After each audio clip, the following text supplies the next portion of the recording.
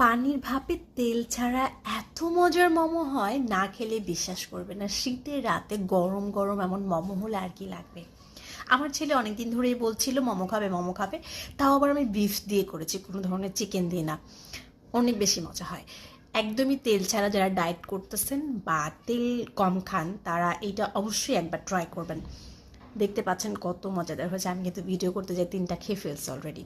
অবশ্য যদি ওইটা সাইজ একটু বড়, কম বানিয়ে মনে হচ্ছে আফসোস করতেছি, মনে হয় একটু বেশি বানালে ভালো হতো। যাই হোক, এখানে 1 কাপ ময়দা নিয়ে নিয়েছি, স্বাদ মতো লবণ, তারপরে 1 টেবিল চামচেরও অনেক কম, মানে হাফ টেবিল চামচের মতো তেল আন্দাজ করে দিয়ে দিয়েছি।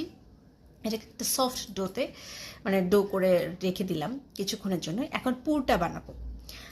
পুরটা বানানোর জন্য আমি এখানে বিফকে বানিয়ে নিয়েছি, সিদ্ধ করে নিয়েছি, তারপরে কিছুটা গাজর দিয়ে দিয়েছি, পেঁয়াজ কুচি, মরিচ কুচি, ধনেপাতা কুচি। কোনো ধরনের গরম তেল টেল কিচ্ছু এখানে দিব না, আমি হাত দিয়ে ভালো মতো চটকায় এটাকে রেখে দিব।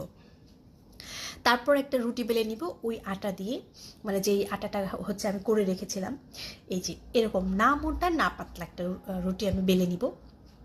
এখন সেই রুটিটাকে এভাবে কেটে নিব একটা কাটারের সাহায্যে। কাটারের সাহায্যে কেটে নিলে সবগুলো সমান হয়, এই জন্য কেটে নিছি। এছাড়াও এমনি হয়, তবে আমার তাড়াহুড়া ছিল যার জন্য আমি হচ্ছে এভাবে করে নিলাম। আমার কাছে মনে হয় রুটি বেলে নিলেই সুবিধা।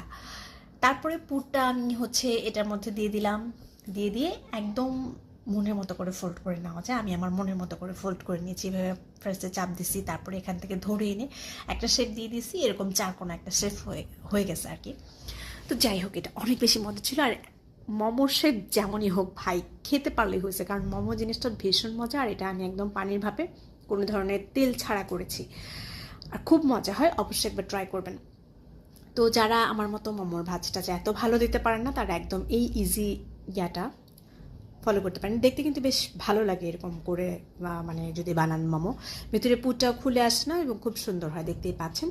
আমি সবগুলো মোমো এভাবে শেপ দিয়ে নিয়েছি আস্তে ধীরে করে, আর আমার ছেলে তো দিয়ে পাগল করে দিচ্ছিল। এই যে হয়ে গেছে সবগুলো। এখন যেটা করবো, 1 কাপ পানি আমি বসিয়ে দিয়েছিলাম চুলায়, তার মধ্যে হাফ টেবিল স্পুনের মতো ঘি এখানে দিয়েছি। আপনারা বাটারও দিতে পারেন, স্মেলটা যেমন সুন্দর আসবে আর সিল্কি হবে আপনার মোমোটা।